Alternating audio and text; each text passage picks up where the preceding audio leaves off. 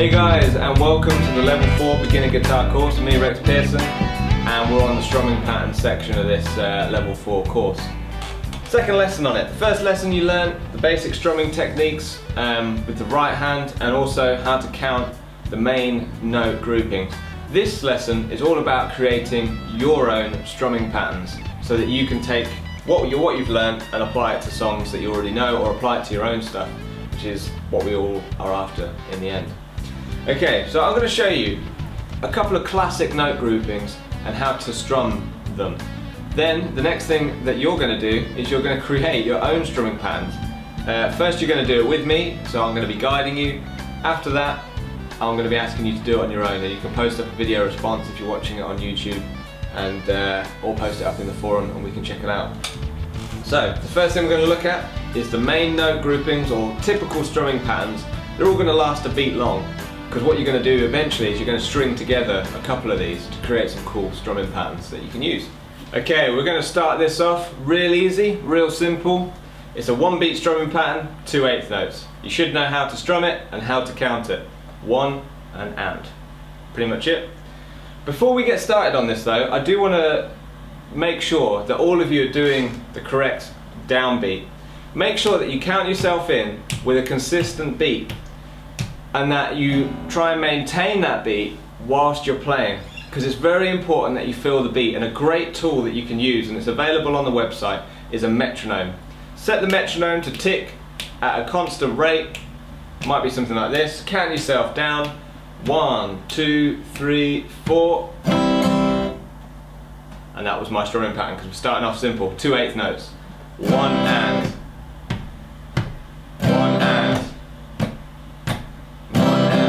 Etc. Okay?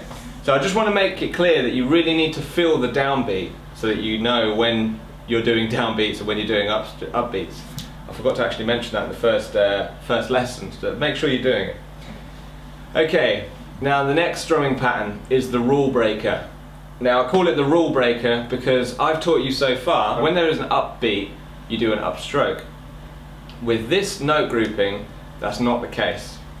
And the reason it's not the case is because it's very difficult to do that, and it doesn't make sense to do that. I teach that to people first learning strumming patterns, because a lot of the basic strumming patterns, that rule will see you through. It's when you start getting to the more advanced strumming patterns, and particularly the funk rhythms, that you will need to develop this idea of when to break the rules and when to stick to them. This one, we're going to break the rules.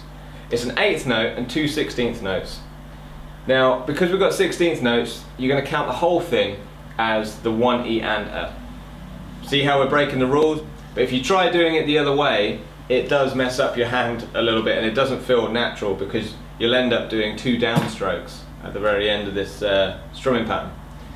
So if you were to count in 1 E and A, 2 E and A, 3 E and A, 4 E and A, 1 E and A, down, down, up, 2 E and A, 3 E and A, 4 E and A. That's the strumming pattern.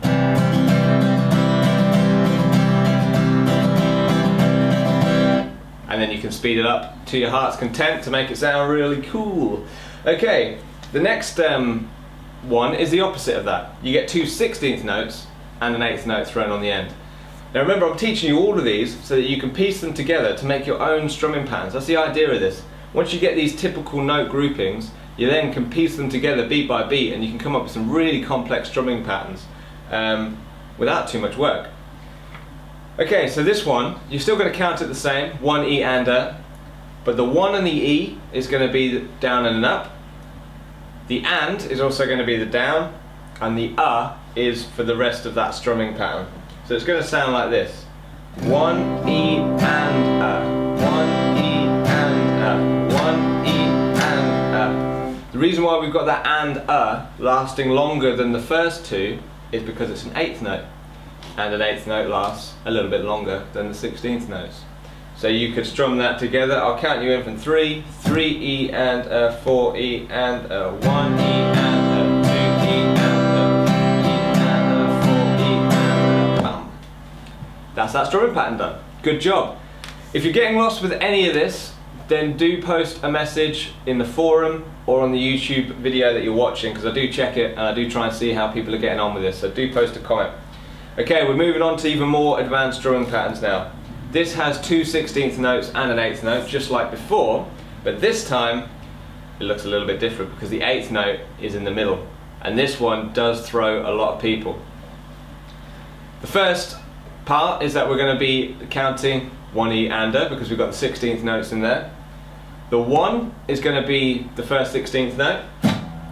The E is going to be the upstroke of the 8th note, and that's going to last for the E and the and the very last part is the A, which is the last 16th note that you're going to play.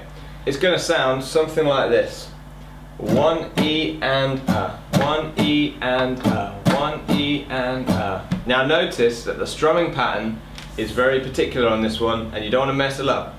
Down, up, you're going to miss the strings. It's going to feel like you want to do a downstroke, but don't do the downstroke there. Get the upstroke. The reason being is that if you do a downstroke, you're going to have to do 2 downstrokes in order to be on the downbeat of the next, part of the strumming pattern. If I show you with 2 doing it the way that might feel natural to you, down, up, down, up, down, you're going to get those 2 downs, and if you're getting very fast, it's going to, your hand's going to be getting messed up by that.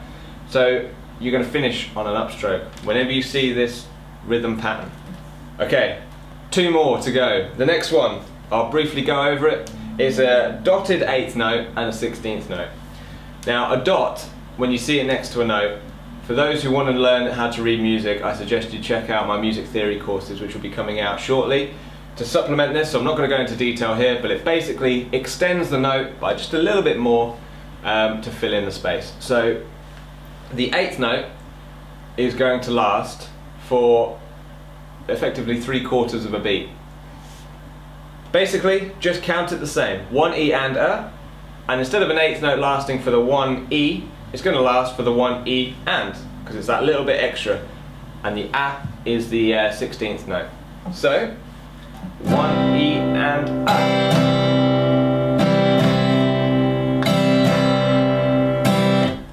Quite an easy one to strum, but quite a hard one to count, that one.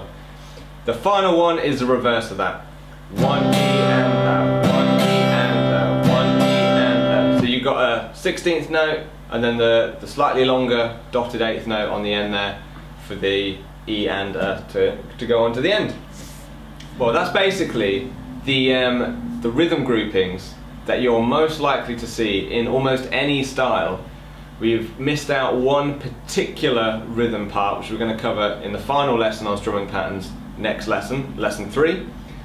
What I want you to do is combine random combinations of those notes. Post up a video response, put it in the forum, or put up a comment on YouTube. I'd love to see how you guys, what sort of strumming patterns you guys can come up with. Maybe even change some chords between them, because that would be great as well to see. And if you post up a good video, I will share it with all the members of the website so they can see exactly what you need to be doing. So get a webcam out, film yourself playing, post it up, and we'll all watch it. All right.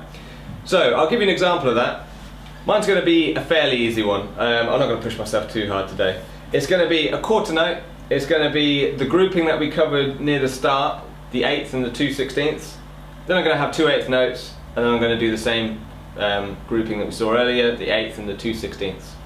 So I'm going to count myself in: 1, 2, 3, 4. 1, 2 E and a 3 and 4 E and a 1. 2 E and a 3 and 4 E and a 1. 2 E and a 3 and 4 E and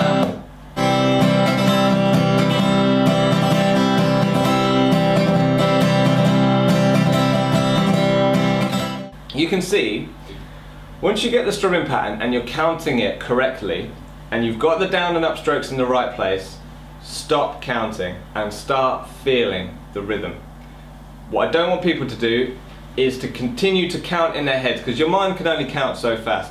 The counting is only there to make sure that you're doing the down and the up strokes in the right place consistently on different strumming patterns. Once you've got that, forget the counting, just throw it out the window, because then it's all about feel. Once you've got the downs and they're in the right place, you can then speed it up.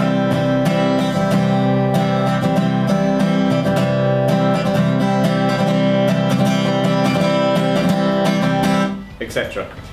Feel that rhythm, feel that strumming pattern, build it up until you've got a feel for your strumming pattern, post a video response, and I'd love to see how you guys get on, okay? That's part 2 of this little series on strumming patterns. We've got one final part where we're going to look at a bit of a new rhythm grouping, and I'll speak to you guys then in the next lesson. Catch you later.